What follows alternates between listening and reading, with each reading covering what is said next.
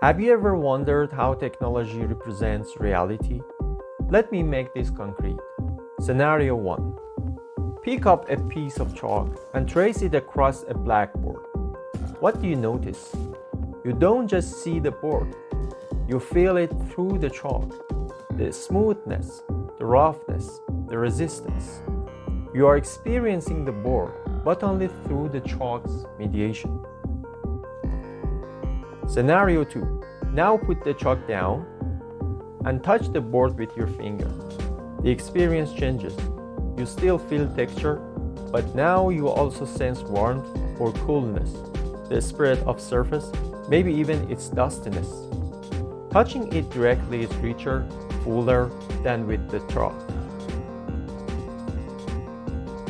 Now try a fine instrument, a dentist's prop. As you run it across the surface, something remarkable happens. Every crack, every tiny imperfection is amplified. You begin to perceive aspects of the board you couldn't with your chalk or even your finger. The philosopher of technology, Don Ide, uses examples like this to reveal something profound. Technologies don't just extend perception, they shape it. They constitute it. With chalk, a finger, or a prop, you are still meeting the same blackboard. Yet, the reality you experience shifts with the tool. And here's the twist.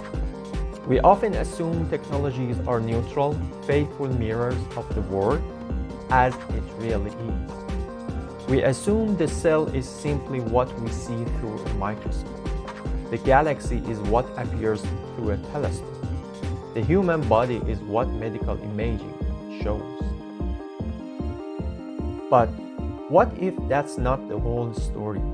What if, just like chalk and prop, these tools don't merely reveal reality, they decide what counts as reality?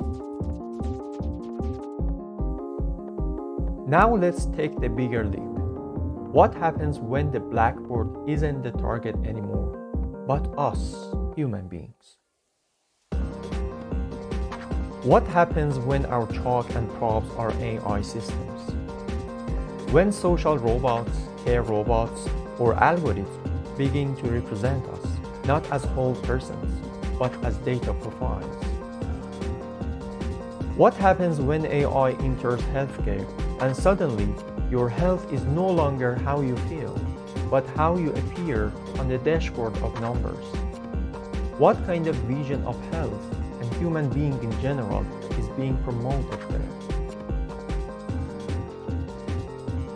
Because if chalk, finger, and prop each gave us a different blackboard, then AI systems will give us different humanities.